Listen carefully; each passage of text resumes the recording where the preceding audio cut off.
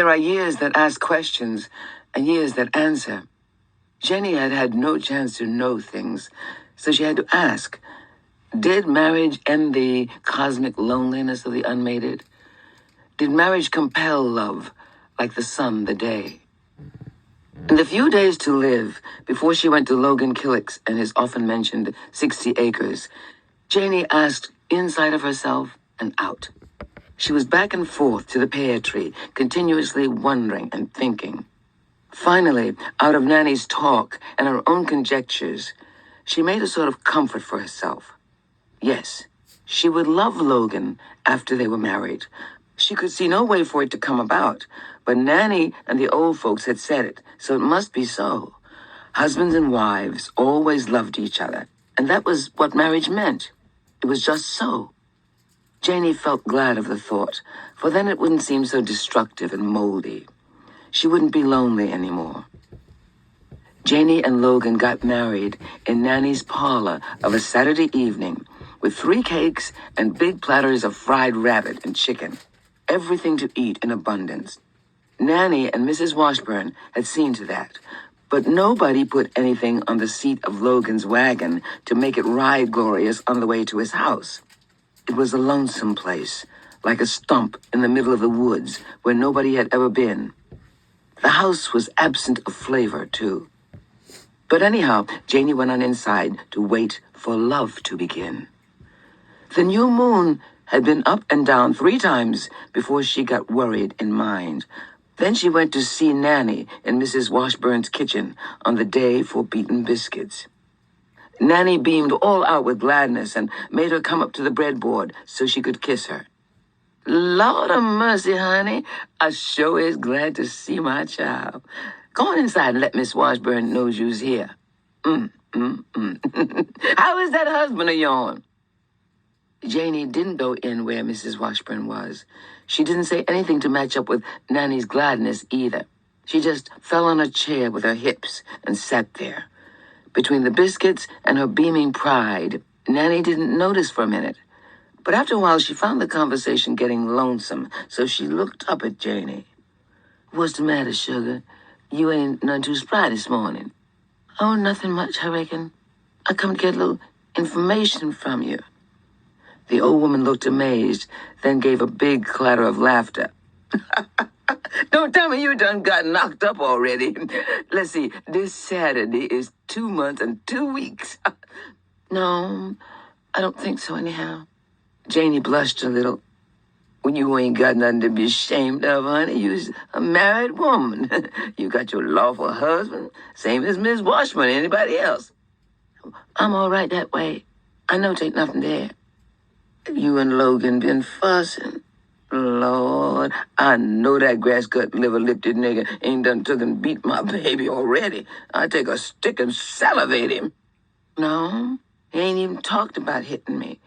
He says he never mean to lay the weight of his hand on me in malice. He chops all the wood he think I wants, and then he totes it inside the kitchen for me. Keeps both water buckets full. Don't expect all that to keep up. He ain't kissing your mouth when he carry on over you like that. He kissing your foot, and 'tain't a man to kiss foot long. Mouth kisses on are equal, and that's natural. But when they got to bow down to love, they soon straightens up. Yes'm. Well, if he do all that, what you come in here with a face long as my arm for? 'Cause you told me I must gonna love him, and I don't. Maybe if somebody was to tell me how, I could do it. You come here with your mouth full of foolishness on a busy day. Here you got a prop to lean on all your bone days and big protection, and everybody got to tip their hat to you and call you Miss Killicks, and you come worrying me about love? But Nanny, I wants to want him sometimes. I don't want him to do all the wanting. If you don't want him, you show order.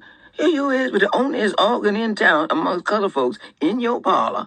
Got a house bought and paid for, and 60 acres of land right on the big road. And Lord have mercy, that's the very prong all us black women gets hung on, this love. That's just what's got us a-pulling and a-hauling and sweating and doing from can't see in the morning to can't see at night. That's how come the old folks say that being a fool don't kill nobody. It just makes you sweat. I bet you want some dressed up dude. They got to look at the sole of his shoes every time he crosses the street to see whether he got enough leather there to make it across. You can buy and sell such as them with what you got. In fact, you can buy them and give them away. I ain't studying about none of them. At the same time, I ain't taking that old land to heart neither. I could throw 10 acres of it over the fence every day and never look back to see where it fell. I feel the same way about Mr. Killicks, too. Some folks never was meant to be loved, and he's one of them. Well, how come? 'Cause I hate the way his head is so long one way and so flat on his sides, and that pound of fat back his neck. He never made his own head. You talk so silly. I don't care who made it. I don't like the job. His belly is too big, too, now. And his toenails look like mule foots. And tain't nothing in the way of him washing his feet every evening before he comes to bed. Tain't nothing to hinder him, 'cause I places the water for him. I'd rather be shot with tacks than to turn over in the bed and stir up the air whilst he's in there. He don't even never mention nothing pretty. She began to cry. I want things sweet with my marriage. Like when you sit under a pear tree and think. Tain't no use in you crying, Janie. Grandma done been along a few roads herself. But folks is meant to cry about something other. Better leave things the way they is. You's young yet. No telling what might happen before you die. Wait a while, baby. Your mind will change. Nanny sent Janie along with a stern mien, but she dwindled all the rest of the day as she worked. And when she gained the privacy of her own little shack, she stayed on her knees so long, she forgot she was there herself. There is a basin in the mind where words float around on thought, and thought on sound and sight. Then there is a depth of thought, untouched by words, and deeper still, a gulf of formless feelings, untouched by thought. Nanny entered this infinity of conscious pain again on her old knees. Towards morning, she muttered, Lord, you know my heart. I done the best I could do. The rest is left to you. She scuffled up from her knees and fell heavily across the bed. A month later, she was dead. So Janie waited a bloom time, and a green time, and an orange time. But when the pollen again gilded the sun and sifted down on the world, she began to stand around the gate and expect things. What things? She didn't know exactly. Her breath was gusty and short. She knew things that nobody had ever told her. For instance, the words of the trees and the wind.